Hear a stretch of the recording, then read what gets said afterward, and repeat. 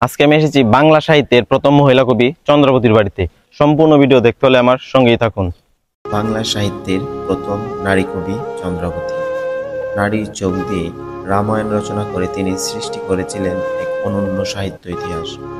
আজ আমি এসেছি সেই মহিষী নারীর স্মৃতিবিজড়িত স্থানে, কিশোরগঞ্জ জেলায় তারাইল উপজেলায় পাটোয়ারি গ্রামে। চন্দ্রাবতীর পিতা ছিলেন দ্বিজ বংশদাস, তিনিও ছিলেন একজন কবি।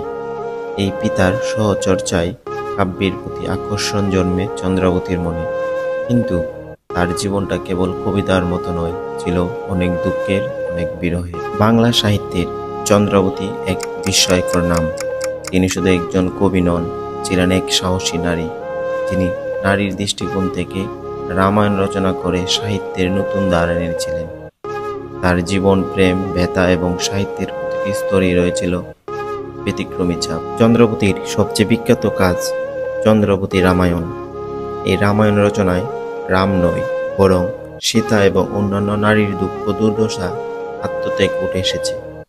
এই বাংলা সাহিত্যের এক অনন্য ব্যতিক্রমী, যেখানে নারীর দৃষ্টিকোণ থেকে রামায়ণ পুনর্লিখন করা হয়েছে। যদিও এই মহাকাব্য অসম্পূর্ণ রয়ে যায়, তবুও এর প্রভাব অসামান্য। চন্দ্রাবতীও প্রেমে পড়েছিলেন জয়ানন্দ দাস নামে এক যুবকের সঙ্গে। জয়ানন্দ দাস চন্দ্রাবতীকে রেখে অন্য কাউকে বিবাহ করে ফেলে। সেই বিচ্ছেদের চন্দ্রাবতী সইতে না পেরে সমাজ থেকে নিজেকে গুটিয়ে নিয়ে সাহিত্যের প্রতি মনোনিবেশ করেন। সাহিত্যের প্রতি মনোনিবেশ দেখে তার বাবা তাকে একটি মন্দির তৈরি করে দেন। তার নাম অনুসরণ করে আজকের এই চন্দ্রাবতী মন্দির আমরা সবাই জানি। এই তারাইল উপজেলায় রয়েছে সেই বাড়ির স্মৃতি, যেখানে চন্দ্রাবতী কলম ধরেছিলেন, যেখানে প্রেমে ব্যথা পেয়েছিলেন এবং যেখানে নদীর ধারে বসে লিখেছিলেন নারীর বেদনার ইতিহাস। চন্দ্রাবতীর মৃত্যু হয় একাকী ও নিঃসঙ্গ অবস্থায়। দীর্ঘদিন ধরে তার সাহিত্য অবহেলিত থাকলেও বর্তমানে তিনি বাংলা সাহিত্যের ইতিহাসের নারী শক্তির প্রতীক হিসাবে পুনর্জীবিত হয়েছে। তার বাড়ি এবং স্মৃতিস্থানগুলো এখনো ইতিহাস প্রেমীদের আকর্ষণ করে। এই বাড়ি শুধু এক কবির ভিটা নয়, এটি নারীর প্রতিবাদ, প্রেমে আঘাতপ্রাপ্ত হৃদয় আর সাহসী কলমের ইতিহাস।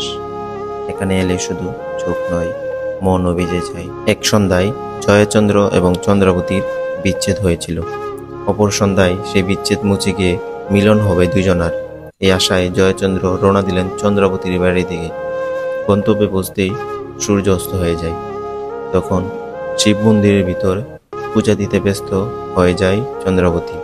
মন্দিরের কাছে এসেই জয়চন্দ্র কয়েকবার চন্দ্রাবতীকে ডাক দিলেন, কিন্তু চন্দ্রাবতী ধ্যানে মগ্ন থাকায় জয়চন্দ্রের ডাকের শব্দ কানে প্রবেশ করলেন না।